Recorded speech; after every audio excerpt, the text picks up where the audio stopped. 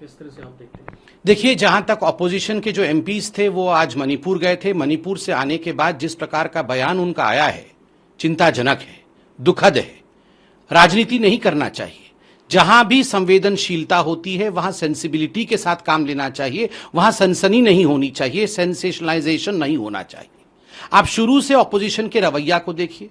Parliament में गृह मंत्री जी कहते हैं खुली चर्चा के लिए, बहस के लिए हम तैयार हैं, आप आइए, बहस में जो सवाल पूछना चाहते हैं, चर्चा में जो सवाल पूछना चाहते हैं आप सवाल पूछिए, हम जवाब देंगे। चर्चा से भाग रहे हैं और मैं आपको लिख के दे रहा हूं, आप देखिएगा कल से फिर राजनीति शुरू हो जाएगी। संसद को किस प्रकार टप करना है, पार्लियामेंट को किस प्रकार से बंद करना है, यही उनकी रणनीति रहेगी।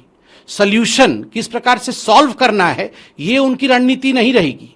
सुलझाना यह कभी रणनीति नहीं रहती है, उलझाना यही उनकी रणनीति रहती है। यह चिंता का विषय और दुख का विषय है। मैं आज सवाल पूछना चाहता हूं। देखिए, माननीय गृह मंत्री अमित शाह जी जब मणिपुर गए थे, 3 दिन के निवास के लिए, प्रवास के लिए वो मणिपुर गए थे, वहां भी उन्होंने ऑल पार्टी मीटिंग बुलाई, सभी पार्टियों के साथ बैठकर सघन चिंतन किया था, वहां बैठक किया था, सबके साथ बातचीत की थी।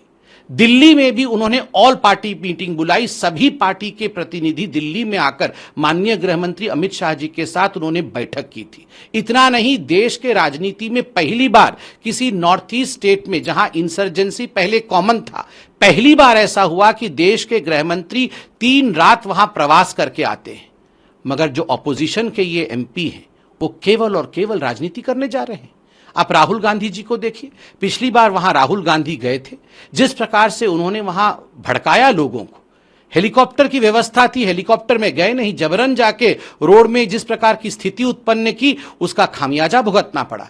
आज भी जिस प्रकार से ऑपोजिशन राजनीति करने की कोशिश कर रही है, एक सवाल मैं ऑपोजिशन से पूछना चाहता हूं, आप इतने वर्षों तक सत्ता में रहे नॉर्थ ईस्ट में, क्या कारण है? इन्फिल्ट्रेशन, घुसपैठ एक बहुत महत्वपूर्ण विषय है नॉर्थ ईस्ट में। क्या कारण है कि जो 400 किलोमीटर का बॉर्डर है मणिपुर और म्यांमार के बीच में, आज तक आपने 1 किलोमीटर भी वहां पर फेंसिंग नहीं किया? आज मैं धन्यवाद देता हूं, ये हमारी सरकार है जो पूरा का पूरे सर्वे किया है। 10 किलोमीटर, जो 400 किलोमीटर का मणिपुर का एरिया है, बॉर्डर एरिया, 10 किलोमीटर का फेंसिंग हो गया है, 80 किलोमीटर पे काम चल रहा है और संपूर्ण एरिया का सर्वे हो चुका है। ये पहले क्यों नहीं हुआ था?